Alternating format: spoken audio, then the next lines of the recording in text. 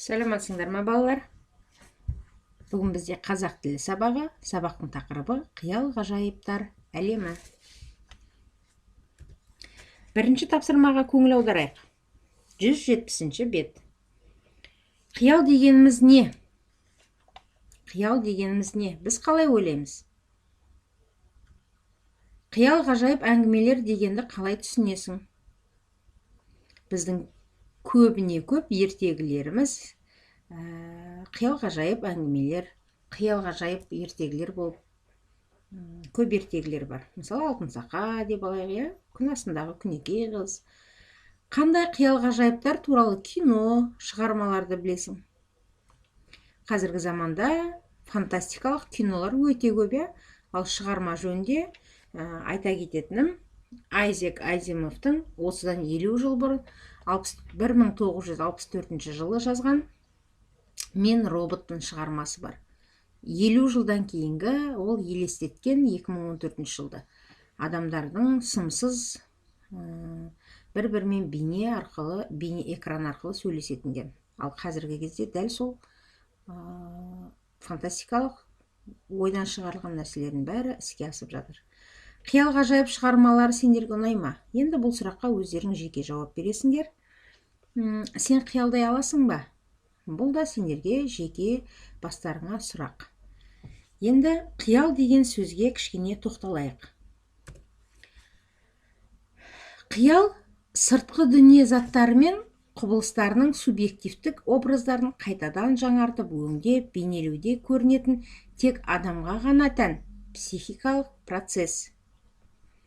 Қиял түрлері пассив және актив болып бөлінеді. Актив түрі бұл арман, біздің шығармашылық. Арман енді қиялдай армансыз адам тұл, ормансыз құссыз орман тұл деген сөз бар, адам армандай білу керек. Сол қиял деген бұл арманның ұшқыр бір шеті болып табылады. Шығармашылық енді бәріміз білеміз, өзіміздің арманымызша, қиялымыз жеткенше шығармашылықпен айналысамыз. Ары қарап. Екінші тапсырмаға қарайық. Сендердің кітаптарыңда айдаһар суреттелген, Ал мен сендерге басқа сурет қойдым. Екі суреттің біреуін пайдаланып, қиял ғажайып әлемі туралы әңгіме құрастырамыз. Бұл әңгімелеріңді сендер маған аудиозапис арқылы WhatsApp-қа жібересіңдер. Әрқайсыңды жеке-жеке бағалайтын боламын. Немесе кітаптағы суретті алып, немесе мен қойған суреттің біреуін алып, аудио жазылыммен жібереміз. Одан кейін есте сақта, біз оқшау сөздер туралы өттік, оқшау сөздің 3 түрінде өттік, сендермен қайталадық. Қаратпа сөздер, қыстырма сөздер және одағай сөздер. Енді есте сақта айдарында сөйлемнің соңына қойылатын тыныс белгілер, олар нүкте, сұрау белгісі, леп белгісі және көп нүкте жатады екен. Сөйлем ішіне қойылатын тыныс белгілеріне үтір, қос нүкте, сызықша, тырнақша, жақша жатады. Осыны біз жатқа білу керекпіз. Енді осыны мұқият қарап отырып, жаттап аламыз, балалар. Себебі сендерде келесі тапсырмалар міндетті түрде осы белгілерге қарайтын боламын. 4-ші тапсырма. Мәтіннен оқшау сөздері бар сөйлемдерді көшіріп жазып, синтаксистік талдау жаса.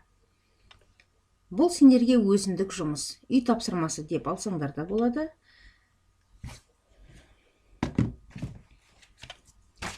Қиял адам іс-әрекетінің қандай түріне болмасын қажетті үдеріс.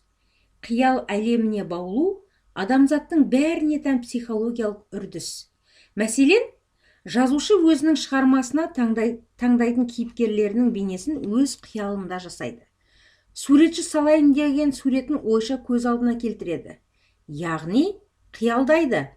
Ал оқытушы сабаққа дайындалған кезде оқушыларды қалай тыңдайтынын, олардан қалай нені сұрайтынын, олардың қалай жауап беретіндерін елестетеді. Тәрбие жұмысын жүргізе отырып, педагог ойша белгілі бір психикалық қасиеттері бар адам бейнесін жасайды және соны оқушыдан көргісі келеді. Көркем шығарманы оқығанда, не болмаса мазмұнын айтқанда, оқушы шығармадағы оқиғаны ойша елестетеді. Кейде оқушының сабақты түсінбеуінің себебі мұғалімнің айтқаны мен оқулықтағы ақпаратты ойша елестете алмағанынан болады. Мектеп оқушысының шығарма жазу кезінде қиялдың рөлі зор. Біріншіден, қиял оқушының дамуына әсер ететін бірден бір күш. Екіншіден, қиялдың арқасында кейіпкердің тамаша образы жасалады. Адам соған ұқсауға тырысады. Сондықтан да көптеген жастар мен жасөспірімдер сүйікті кітап кейіпкерлеріндей болғылары келеді. Міне осы әдемі мәтіннен сендер оқшау сөздері бар сөйлемдерді көшіріп жазамыз. Оқшау сөздерге біз қыстырма сөздерді кіргіземіз. Одан кейін қаратпа сөздерді кіргіземіз және одағай сөздерді кіргіземіз. Міне осындай оқшау сөздері бар сөйлемдерді көшіріп жазып синтаксистік талдау жасаймыз.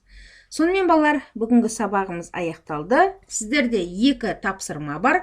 Біреуі аудио записпенен маған 2-ші тапсырманы жібереміз. Екіншісі 4-ші тапсырма бұл жазбаша түрдегі сіздердің тапсырмаларым. Сау болыңдар балалар, сабақ аяқталды.